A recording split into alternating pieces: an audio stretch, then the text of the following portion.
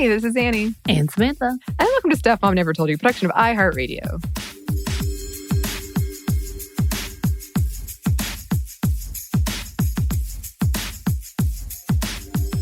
It's Thursday, so that means it is time for another happy hour. Happy hour. Yes. And as always, drink responsibly if you choose to do so. These are just moments we like to provide where we can have some conversations and hopefully give you a space to relax as we approach the end of the week. Or, you know, this whole week structure, I'm not sure about. Yeah. Yeah, that could be a whole different conversation. But Samantha, what are you sipping on? I have decided to go away from alcohol today, and I am going to just stick with a lovely kombucha, which is a raspberry lemon ginger. It's got all the delights. It does have quite a bit of sugar, so I'm going to slow down on this. However, I was thinking of adding my carbonated water with some lemon to it, which I'm going to try right now. You know? She's just gotten up in the middle of the podcast to go do this. Goodbye. I'm going to do a little ASMR to see what it sounds like. So here we go.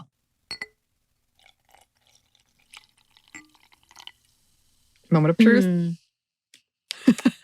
Fizzy and lemony. Yum. That makes sense.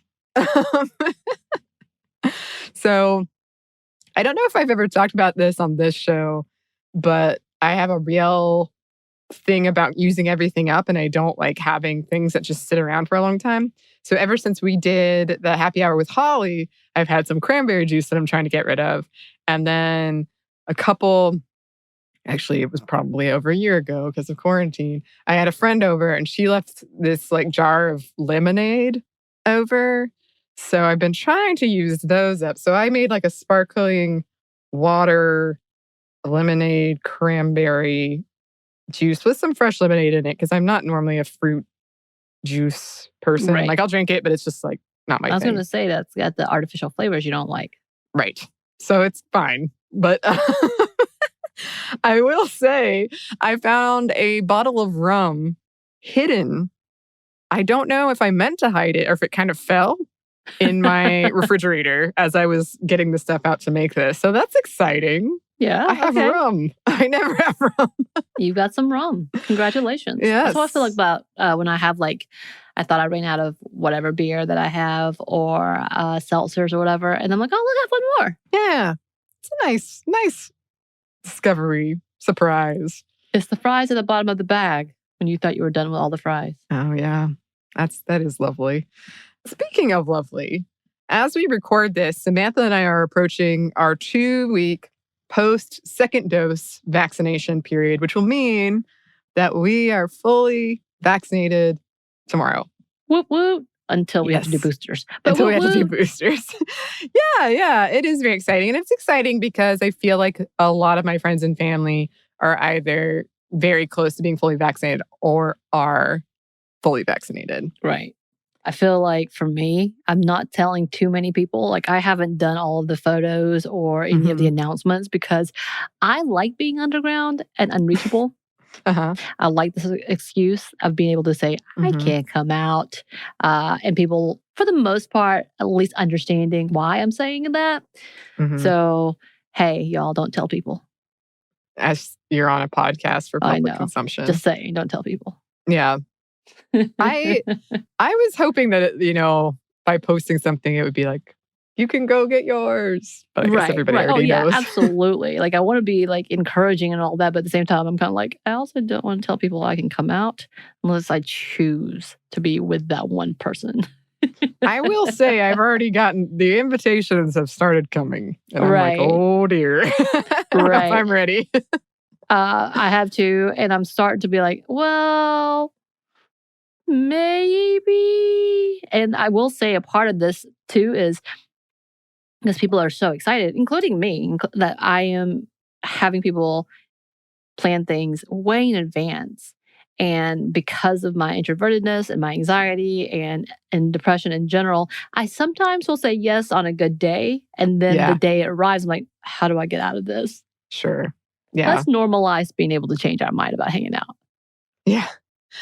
I think that's a a human experience. I think a lot of people feel that way. And that's kind of one of the things we talked about in our self-care episode is it's not just saying yes to the happy hour with friends. It's being able to say no to the happy hour with friends when you need to.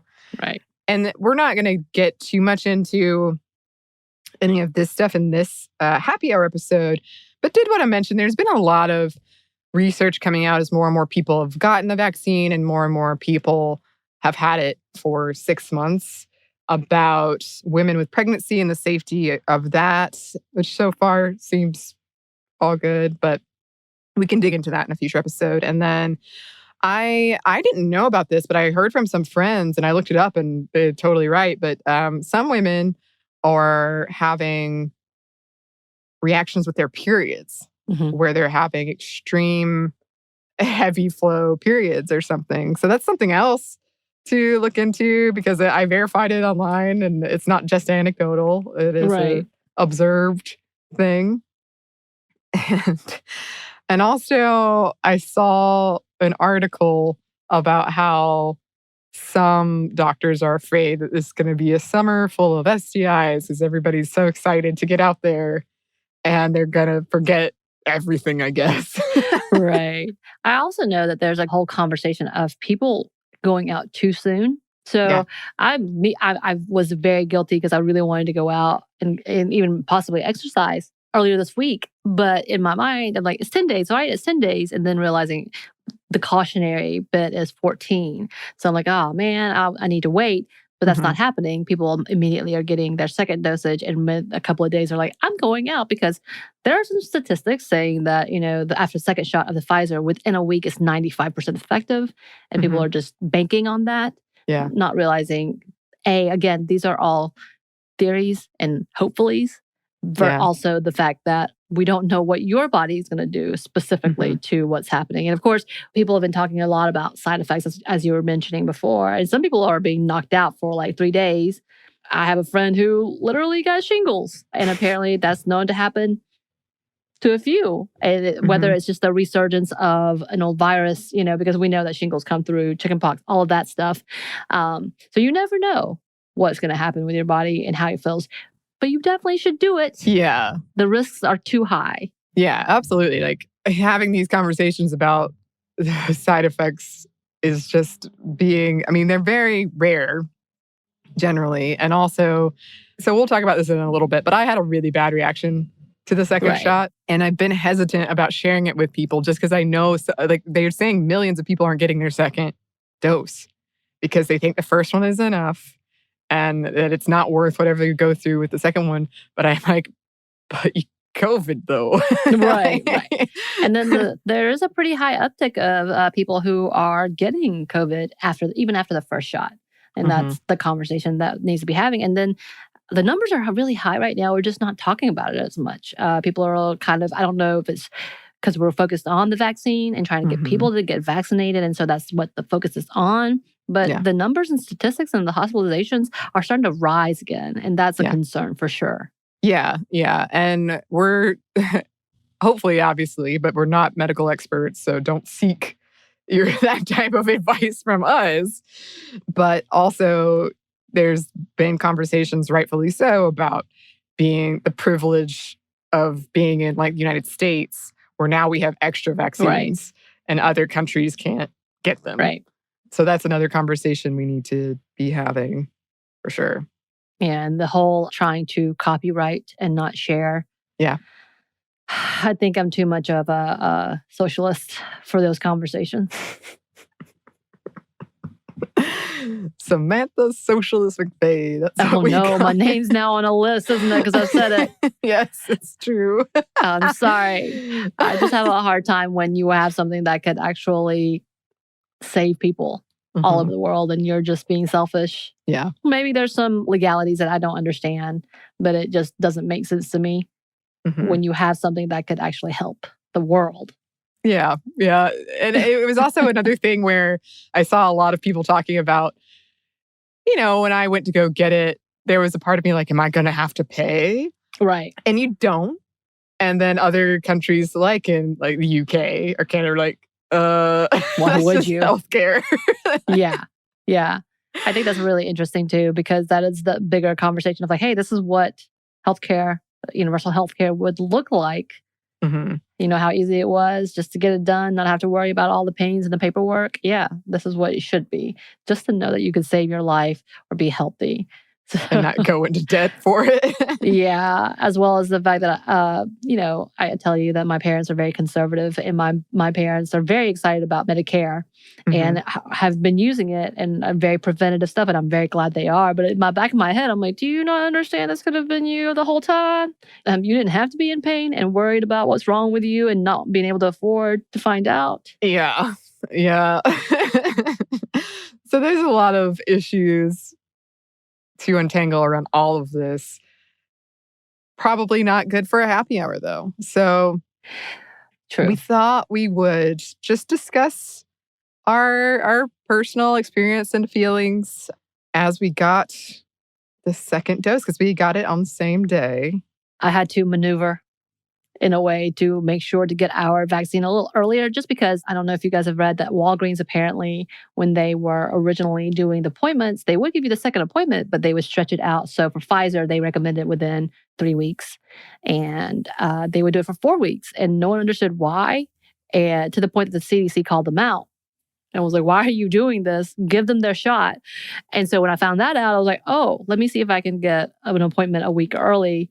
Because also I was getting jealous at the fact that people who had shots after me were getting their second shots before me. So yeah, there was a little bit of competitiveness in that route. So we were able to work it out. And because in Georgia, after the numbers showed how bad we were at giving vaccines, the number jumped very quickly when Kemp decided to push the age level to 16. Yeah. As well as giving people broader options to get shots. So when that happened, all of the mass sites opened up. And by the way, the rural areas still have a lot of extra shots, as where, of course, the populated urban areas had less. So it's definitely interesting to see how that's worked out. But yeah, for us, we just decided to go ahead and get it done as soon as we could. So I think it was like 2 days after the day that I could get a shot, but a week earlier than when we were supposed to get our shot. And I was like, Anney, we're going to be vaccinated on the same day. And then the whole, I forgot, they named something specifically to Pfizer people who get shots and Moderna people. But you're a Moderna girl, and I was a Pfizer girl. I am. I only know one other person who got Moderna. I know several people who've gotten Moderna. And originally I wanted to get Moderna because I was Dr. Corbett, she did some amazing things. And Dolly Parton, she's amazing. Dolly Parton, I'm there. Right. I mean, I'm just saying, those two things, both of those things, I'm like, yes, I want to be a part of their history. But I don't know. I've heard people having different reactions to both. And your reaction and my other good friend's reaction, I was like, oh, who also had Moderna. I was like, maybe I don't want that Moderna one, even though both have side effects. Yeah, well, so Samantha and I it was almost like a, we don't know what's going to happen. Right. Because we got them at the same time. We were going to compare symptoms. And I went to bed that night and woke up and I was like, uh-oh. And probably by, I would say, late afternoon the next day, I was like, oh no, this is bad. And it stuck around for 5 to 7 days. It was bad for 3 days. And when I say bad, it was bad.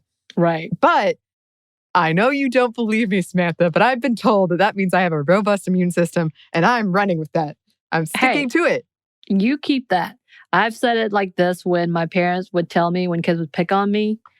For being Asian, instead of saying that people are racist, they were just like, they're jealous because they were so pretty. And I'm like, that's not how that works, but okay. I don't know how I feel about that comparison, Samantha. You're very cute and pretty. But no, yeah, I believe that. I think I was very surprised because between the two of us, your immune system seems to be a little better in the sense of you can eat almost anything and you're okay. As where if I eat something, I'm not I don't have a sensitive stomach, but I will be more affected than you are. Typically is what I've seen. But you also are the one you get the random illnesses. And I'm like, how? How did you get both of these things? What happened? Yeah. I feel like I haven't been sick since, God, many years. Right. So, but when I do get sick, I get like the very, very severe, how did you get this?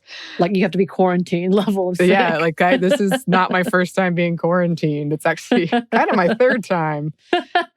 But because of that, it was kind of funny. Like I was miserable, but I was like, wow, I forgot the body can do this to you. Which is I'm very lucky that I never get sick. But I was like, oh man, everything burns. What is this? The level of giggles, not because you were suffering, I was very sad, but the back and forth of you like, I'm sweating, I'm so cold, I am drenched, I can't move, everything hurts. Ugh. But I'm working. Like that. Yeah. Yeah. I did continue to work.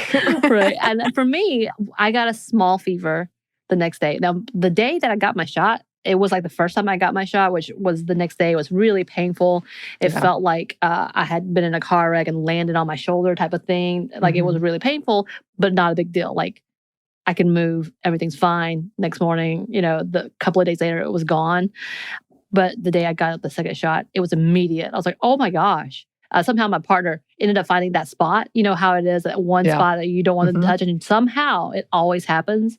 I was like, don't, why? Like I just would scream. And then the next day I was kind of sluggish and tired. Arm was hurting. And then I got a little bit of a fever, but that quickly went away as soon as I took an ibuprofen and took a little nap, and that was it. And the following day I was fine. So, and since then I haven't had any, that I'm aware of, symptoms. So for me, it was much easier than you, to the point that like, I think we came back, I'm thinking we did our shot on the Wednesday. Yeah. We made sure we didn't record anything. We were kind of ahead. And then when I talked to you on Monday, you were like, oh, it's still not okay. That Tuesday, I still felt nauseated. Right. But worth it. Oh, totally, totally worth it. Because guess who's going to go get wings somewhere tomorrow? We are. Yeah. I'm getting my hair cut. She going to get her hair cut. Yeah. I'm going to go get some new contacts. Oh my gosh. Joy. Yeah. Yeah. I mean, I think that's been interesting, which we've talked about this before. People have been writing articles about it, of the anxiety that you were touching on, Samantha, of I'm really excited about some things, but also very anxious about other things. And I'll say, like, when I got my first shot, I almost was brought to tears. I was so excited. When I got my second one, I was excited, but I was very much more like, oh no, I guess I will have to go outside. I'm not as excited as I'm hearing from other people. Does that mean I'm messed up? Like, and I think we're all going to have to deal with that, of going through this. And right. You vastly changed based on plans around you. And because people know you as the go-to person, that's a whole lot of expectations that's laid on you anyway. Yeah. One. For me, I have the anxiety of going out because I don't want to be around the people necessarily. I feel like I'm not the best, especially if I'm in one of my modes where it's just really hard for me to communicate, really hard for me to articulate what's happening inside of my head, and really paranoid. And therefore, I kind of translate what you say to me as if I'm doing something wrong. So that's part of my whole anxiety. So for me, saying no is fairly easy. And I've gotten to the habit of just not saying yes until the last minute. So that's my trick, which I know everybody's like, oh, but my friends understand well enough that that's how I do it. And because I don't know that level, and maybe I've just gotten too old to care too much about that. Like I've made the friends that I've made and they know me well enough that they understand. Right. I hope. And I'll give that same allowance to others. So that because typically if they cancel, I'm like, thank God. Like that's my mode too. But so for me, it's a whole separate set of why we're feeling this. And again, like I said, like I'm excited about going out and being able to do things. So even if it's just me and you going to get wings, I'm super excited about that. I'm not excited about going out with a crowd of people being close to me and just all up in each other's space. I'm not cool with that. Being around a group of 20 people, not being able to talk to everybody, talking to one person, feeling anxiety because you will have this performance anxiety of being cool around these people. not looking forward to that. So there's definitely levels of like, oh yeah, I'm really excited about going to have a happy hour with 2 of my friends or, Sure. 3 of my friends. That's so exciting. Or being able to call and be like, hey, what are you doing today? Let's go get brunch. Yeah. That's awesome. Everything else.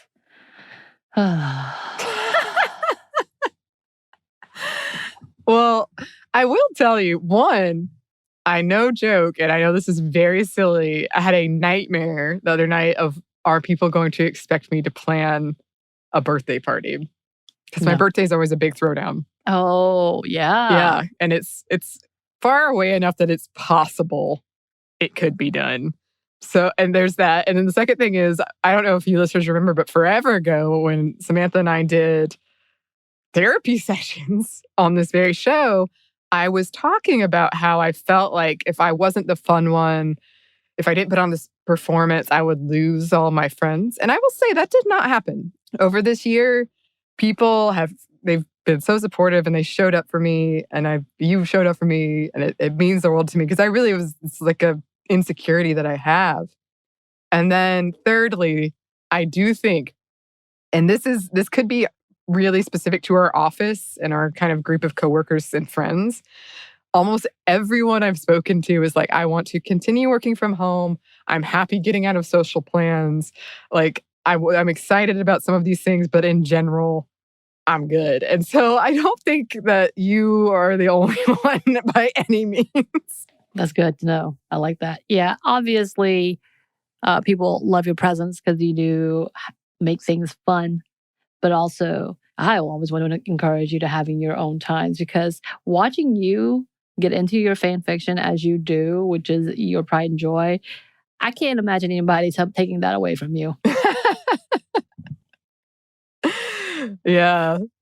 The year of fan fiction. I love it. I love it. I love that some people like their baby is their pride and joy, their dog is their pride and joy. Me, my fan fiction. My quarantine baby. That is your quarantine baby. There you go. Yeah. So we just wanted to share our experiences. We encourage everyone to get vaccinated. We would love to hear from you listeners. What are your thoughts and feelings? How was it for you getting vaccinated? You can email us at stuffmediamomstuff@iheartmedia.com. You can find us on Twitter at momstuffpodcast or on Instagram at Stuff Mom Never Told You. Thanks as always to our super producer, Christina. Oh, we hope we can meet you too soon. Face to face. Yes, face to face. And thanks to you for listening. Stuff Mom Never Told You is a production of iHeartRadio. For more podcasts from iHeartRadio, visit the iHeartRadio app, Apple Podcasts, or wherever you listen to your favorite shows.